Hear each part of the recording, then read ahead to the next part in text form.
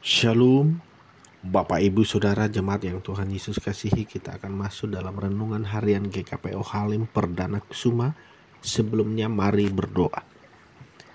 Bapa di surga, kami bersyukur untuk kesempatan yang sangat istimewa Tuhan anugerahkan untuk kami masuk dalam persekutuan dengan Tuhan melalui renungan harian GKPO Halim Perdana Kusuma.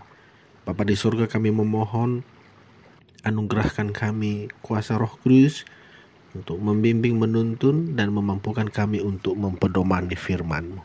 Berfirmanlah, kami siap mendengarnya. Amin.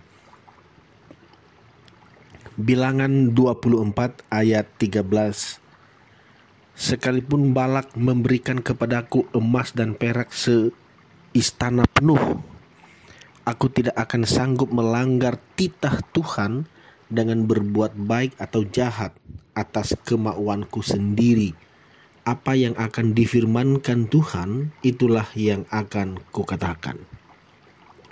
Saudara-saudara yang Tuhan Yesus kasihi, melalui bacaan Bilangan 24 ayat 13 ini kita merenungkan dengan tema katakan sebenarnya. Bapak Ibu Saudara jemaat yang Tuhan Yesus kasihi, dalam hidup ini tentu kita memahami bahwa hanya ada dua, yaitu benar atau salah. Di kitab Perjanjian Lama kita menemukan bahwa ada masa ketika seorang raja membutuhkan bantuan pelihat atau nabi yang menjadi pengantara dengan yang ilahi.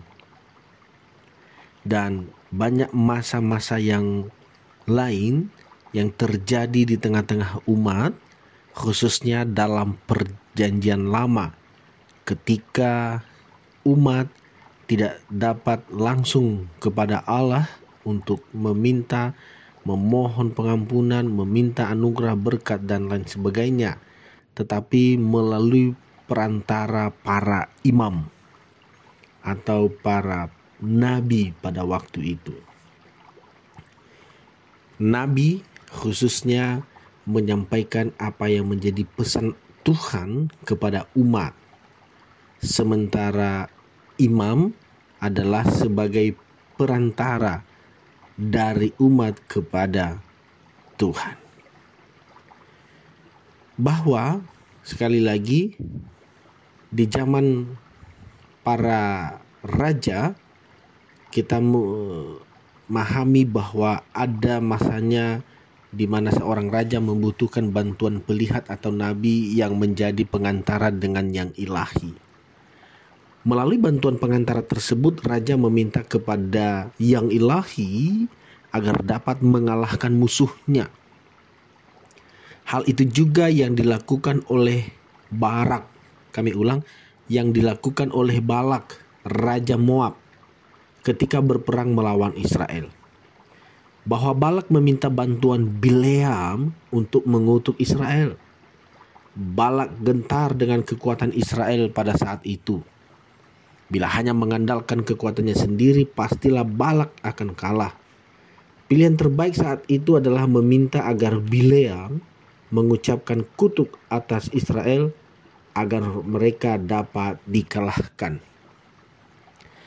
Bapak Ibu Saudara, kalau kita membaca di ayat-ayat sebelumnya, maka kita akan menemukan bagaimana upaya Balak untuk menyogok Bileam agar Bileam mengutuk umat Israel. Tapi pada bagian ini kita melihat bahwa ketika Balak meminta supaya Bileam mengutuk Israel, karena Balak sangat gentar dengan kekuatan Israel pada saat itu, bahwa bila hanya mengandalkan kekuatannya sendiri, pastilah Balak akan kalah.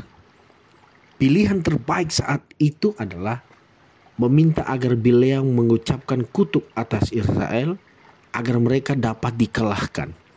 Bapak Ibu bisa kebayang ya, upaya yang ditempuh oleh Balak ini ya supaya menang ya.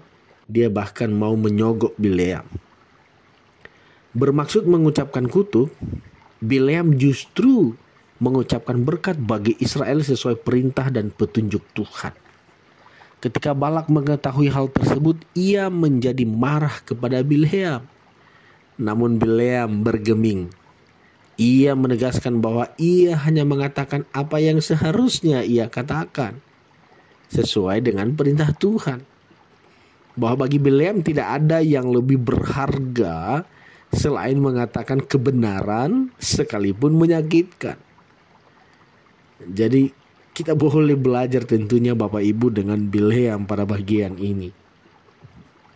Dan mari supaya kita menyadari, ya, kita sadari atau tidak, bahwa setiap kita pasti selalu mengharapkan agar orang lain mengatakan sesuatu dengan benar dan sejujur-jujurnya pada diri kita. Betul ya? Sayang sekali, hal yang sebaliknya justru yang terjadi. Namun Bapak Ibu, hari ini kita diingatkan agar selalu mengatakan apapun. Ya, sekali lagi kita diingatkan agar selalu mengatakan apapun dengan yang sebenarnya. Tidak boleh berbohong, berdusta dan lain-lain. Melalui firman Tuhan pada hari ini menyapa kita agar kita mengucapkan atau mengatakan dengan yang sebenarnya.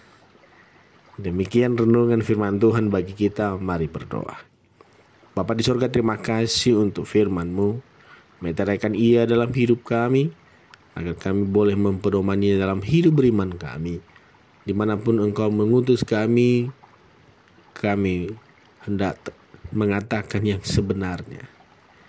Dengan bantuan Roh Kudus, kiranya sungguh kami mampu melakukan ini Tuhan. Ini doa kami, ini syukur kami. Kami pasrahkan hanya ke dalam tangan kasih-Mu. Dalam nama Tuhan Yesus kami berdoa dan mengucap syukur. Amin.